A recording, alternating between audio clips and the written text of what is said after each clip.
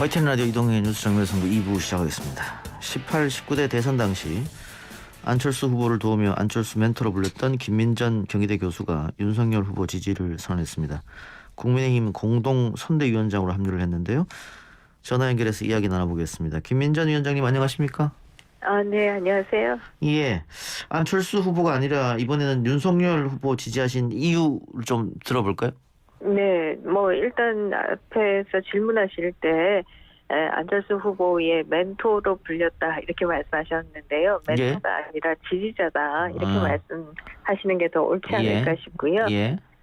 그래서 멘토란 얘기는 저는 동의하기가 좀 어렵고요. 예. 어쨌든 저는 안철수 후보에 대해서 지금도 앞에서 광고에서 미래를 보는이라고 말씀하시던데 미래를 볼 수 있는 훌륭한 정치인이다라고 생각하고 있습니다. 그럼에도 불구하고 윤석열 후보가 이번 선거에서는 꼭 좀 승리를 했으면 좋겠다라고 생각하는 이유는 첫 번째는 많은 정치학자들도 거기에 동의하는데요. 이 정부에 들어서 민주주의가 굉장히 후퇴했고 그 민주주의가 후퇴하는 가운데에서 그야말로 윤석열 검찰총장이 가장 저항한 인물이다. 그런 차원에서도 그는 정당성도 가지고 있고 또 정권 교체를 위한 당위성도 가지고 있다. 이렇게 생각합니다. 예. 그 정권 교체가 대의다 이렇게 판단해서 그럼 윤석열 후보를 지지했다 이렇게 제가 이해해도 되겠습니까? 네, 그렇습니다. 네. 예.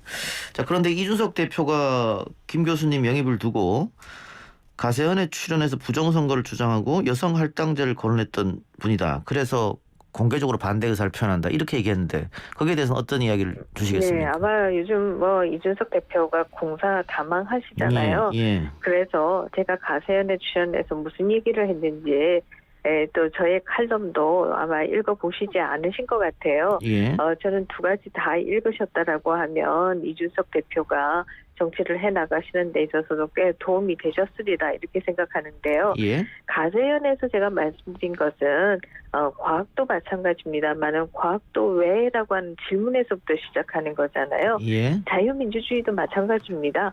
왜 그러한가에 대한 의심이 있다라고 하면 그것을 왜 그런지 찾아가고 증명해가는 것이 저는 자유민주주의다. 이런 생각을 하고요. 아무런 질문도 하지 마라고 하는 것은 자유민주주의가 아니다라고 생각합니다. 우리가 예를 들면 2020년 총선에서 부여에서 그 투표지 분류기가 고장이 났었거든요. 그것은 부여 경찰서도 인정한 바가 있습니다.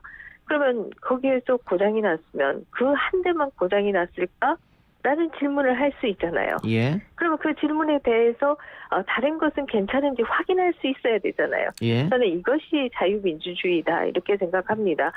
그런 차원에서 아무런 질문도 하지 마라고 하는 것은 오히려 그것은 그야말로 전체주의다 이런 생각을 하고요.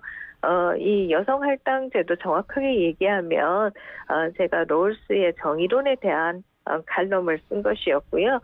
각자 다양한 정의론의 주장들이 무엇인지 그것을 또 종합해서 롤스의 정의론에 입각해서 글을 쓴 거지 단순히 여성 할당제를 지키자 이것이 아니라 그야말로 비례성의 원칙이 또 업적에 따른 비례성의 원칙이 작동해야 되지만 최소 최다의 원칙 그야말로 우리 사회에서 덜 혜택을 받고 있는 분들에 대해서는 그들에게 좀 몫이 가야 된다.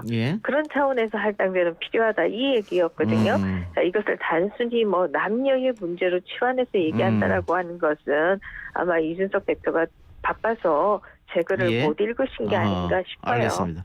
그 여성 할당제 문제는 제도나 정책의 영역이기 때문에 찬반 논쟁이 충분히 있을 수 있다고 보고요.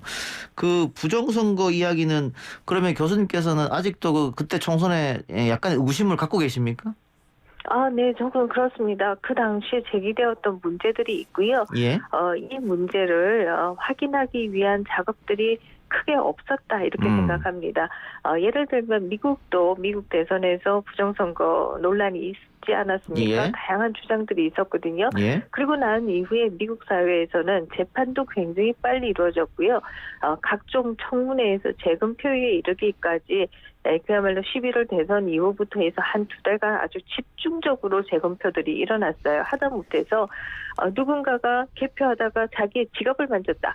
왜 지갑을 만졌는지 그 직원을 불러서 청문회까지 다 했어요. 각 주별로. 예. 근데 우리는 그런 검증이 없었잖아요. 제가 지적하는 거 그거입니다. 정말 부정이 있었는지 없었는지는 우리는 알 수 없어요. 검증하지 않았으니까. 다만 뭔가 이상한 게 있었다라고 하면 예를 들면 개표 현장에서 그 찍힌 영상들을 봐도 투표용지가 이렇게 마치 그 간이 세무 영수증처럼 붙어 있는데 그것을 개표 요원이 떼는 장면들이 있어요. 예. 그럼 저건 왜 붙어 있는지 확인을 할 수 있어야 되잖아요. 그런데 알겠습니다. 그런 것들을 확인하기 위한 사회적인 장이 없었다. 제가 지적하는 건 그런 것이고요.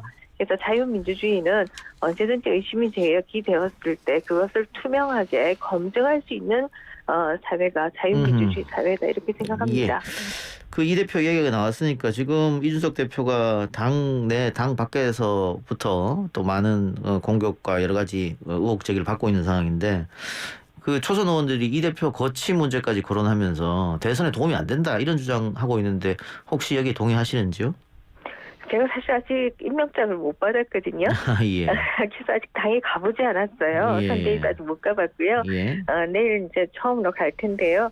그래서 뭐 정확한 주장이 무엇인지는 잘 모르겠습니다.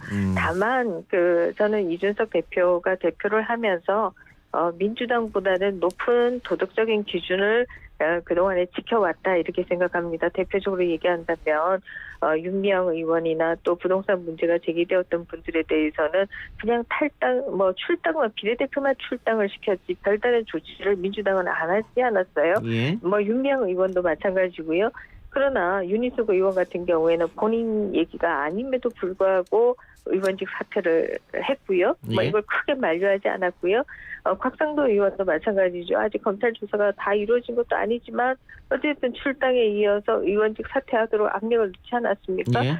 저는 그동안에 국민의힘이 이렇게 높은 도덕적 기준을 이준석 대표 하에서 마련해왔기 때문에 본인의 문제도 철저하게 검증하고 또 그 기준에 따라야 되지 않을까 싶어요. 예. 기준에 따라야 된다. 알겠습니다. 조금 다른 얘기일 수도 있겠습니다만 윤석열 후보가 후보로 선출되고 나서 굉장히 높은 지지율을 보였었는데 지금 조금씩 깎아먹고 있단 말이죠. 그래서 최근에 나온 여론조사 보면 이재명 후보보다 뒤지는 여론조사도 많이 나오고 있는 실정인데 학생들 가르치기도 하십니다만은 또 방송에 나와서 정치 평론도 하셨으니까 이 지지율을 다시 끌어올릴 그런 방안이 있을까요? 네, 지금 이제 이번 대선의 큰 특징 중에 하나가 그야말로 두 후보가 다 아웃사이더다라고 하는 게 큰 특징이다 이렇게 얘기할 수 있습니다. 이 때문에 과거의 대선 후보들은 대부분 그 당의 주류였거든요. 그런데 이번에는 그러지 않다. 더더욱이나 윤석열 후보의 경우에는 완전 아웃사이더였잖아요. 아예 정치를 안 하신 분이었죠. 이 때문에 선거 선대위를 꾸리는 것 자체도 시간이 많이 들고 힘들었다 이렇게 얘기할 수 있을 겁니다. 특히 이제 한국 정치에 있어서는 유권자분들께서 당내 갈등을 굉장히 싫어하세요. 그렇죠. 근데 아시다시피 이준석 대표가 그 이유가 어찌됐든 간에 두 번씩이나 가출하는 일이 발생하고 있지 않습니까? 그렇기 때문에 지지율이 아무래도 여기에 영향을 받을 수밖에 없다라는 생각을 하고요. 이런 문제가 좀 해결이 돼야 다시 지지율이 탄력을 갖지 않겠는가 하는 생각을 합니다. 그럼 최우선적으로 당내 갈등 수습이 먼저다 이런 말씀인 것 같고. 네, 그렇습니다. 가족 리스크는 어떨까요? 김건희 씨 사과로. 가족 리스크의 경우에는 사실 가족 리스크라고 얘기는 하지만 결국 본인의 문제는 지금 다 클리어된 거 아니에요? 윤석열 후보 본인의 문제는 거의 없다 이렇게 얘기할 수 있겠죠. 고발 사주도 공수처가 한 발짝도 못 나가고 있고요. 그 이외에는 검찰에서도 다 클리어가 된 거 아니겠습니까? 그리고 이제 남은 것은 후보 부인의 결국 이력서에서 좀 가장이 있었다라고 하는 것인데 뭐 이 부분에 대해서는 후보 부인이 나와서 사과를 한 상태이잖아요.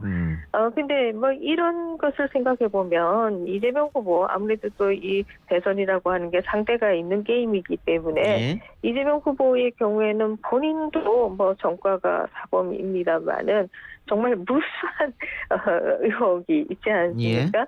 특히 가장 최근에는 이제 아들 문제까지 제기가 되고 있죠. 근데 이재명 후보가 아들은 남이다 이렇게 말씀하시는데 우리가 역대 정부들을 보면 아들들이 또 감방을 굉장히 많이 갔다 왔잖아요. 예.